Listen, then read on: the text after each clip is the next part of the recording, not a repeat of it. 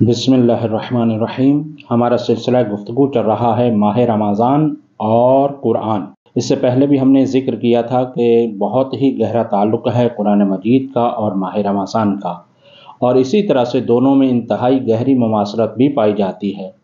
ایک مماثلت ان میں سے یہ ہے کہ قرآن مجید میں ارشاد رب العزت یہ ہوتا ہے، یا ایھا الذین آمنوا کتب علیکم الصیام کما کتب علی الذین من قبلکم لعلکم تتقون، اے صاحبان ایمان، آپ پر روزوں کو فرض کر دیا گیا ہے ایسے ہی جیسے پہلے والے لوگوں پر فرض کیے گئے تھے، لعلکم تتقون، تاکہ تم صاحب تقوی ہو جاؤ۔ یعنی روزے اور ماہ رمضان کا مقصد تقوی ہو جانا ہے۔ اور قرآن مجید کے متعلق قرآن ہی میں ارشاد ہے، بسم اللہ الرحمن الرحیم، الف لام میم ذالک الکتاب لا ریب فیہ ھدی للمتقین، یعنی یہ کتاب ہدایت ہے اور متقین کو ہدایت کرتی ہے۔ یعنی متقین کو ہدایت کرنا یہ قرآن مجید کا کام ہے، اور ماہ رمضان کا کام یہ ہے کہ روزوں کو فرض کر دیا گیا ہے تاکہ تم متقی ہو جاؤ۔ تو اب آپ نے دیکھا کہ یہ انتہائی گہری مماثلت ہے قرآن مجید کی اور ماہ رمضان کی۔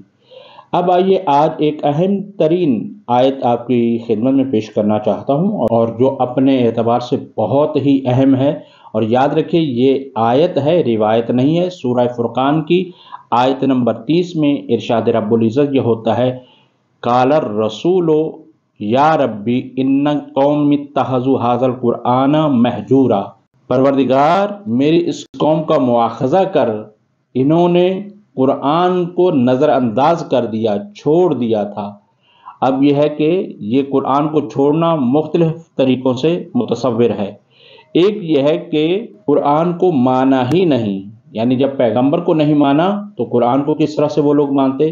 تو قرآن کو مانا ہی نہیں، انہوں نے بھی قرآن کو چھوڑ دیا، پیغمبر ان کی بھی شکایت کریں گے۔ ایک یہ ہے کہ قرآن مجید گھر میں موجود تو ہے، لیکن قرآن مجید کی نہ تلاوت کرتے ہیں، نہ کبھی پڑھتے ہیں، نہ کھول کر سمجھنے کی کوشش کرتے ہیں۔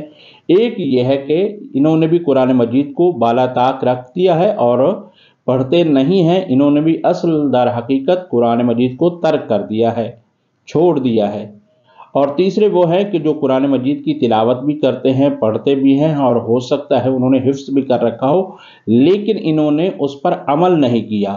یعنی عمل نہ کر کے مطلب یہ ہے کہ انہوں نے بھی قرآن مجید کو ترک کر دیا ہے۔ لہٰذا ان لوگوں کے لیے پروردگار عالم کی بارگاہ میں پیغمبر یہ کہیں گے، اے پروردگار اس قوم کا مواخذہ کر کہ انہوں نے قرآن مجید کو ترک کر دیا تھا، چھوڑ دیا تھا۔ تو اس مقام پر یہ ہے کہ قرآن مجید کو پڑھنا بھی چاہیے اور اس پر عمل بھی کرنا چاہیے۔ اور آئیے ایک روایت اہم ترین آپ لوگوں کی خدمت میں پیش کرتے ہیں جو کہ رات کے متعلق ہے۔ وہ یہ ہے کہ انس بن مالک سے روایت ہے، اور وہ یہ ہے کہ پیغمبر صلی اللہ علیہ وسلم نے فرمایا، لا تغفل عن قراءۃ القرآن، قرآن کی قرآت سے کبھی بھی غفلت نہ کرنا، وَإِذَا صَبَّحْتَ وَإِذَا أَمْسَيْتَ، چاہے صبح ہو چاہے شام ہو۔ تو دیکھیے ایک تو یہ بات ہے کہ ہمارے ہاں عام طور پر رواج یہ پایا جاتا ہے کہ صبح قرآن مجید کی تلاوت کی جاتی ہے، اور خصوصاً اس میں خواتین زیادہ ہیں عمل کرنے والی کہ جو صبح قرآن مجید کی تلاوت کرتی ہے۔ لیکن پیغمبر ارشاد فرما رہے ہیں صبح بھی تلاوت کرنا ہے اور شام کو بھی تلاوت کرنا ہے۔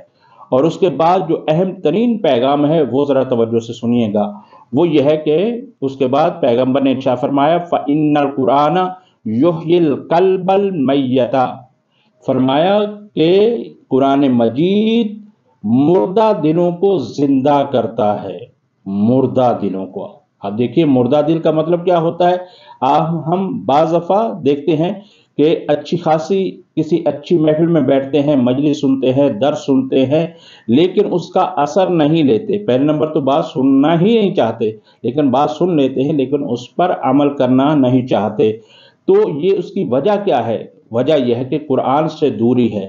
تو پیغمبر ارشاد فرما رہے ہیں کہ قرآن مردہ دل کو زندہ کرتا ہے، وَيَنْهَى عَنِ الْفَحْشَاءِ وَالْمُنکَرِ، اور قرآن مجید کی قرات اور قرآن مجید یہ ہے کہ فحشا اور منکر یعنی برائیوں سے روکتا ہے اور منع کرتا ہے۔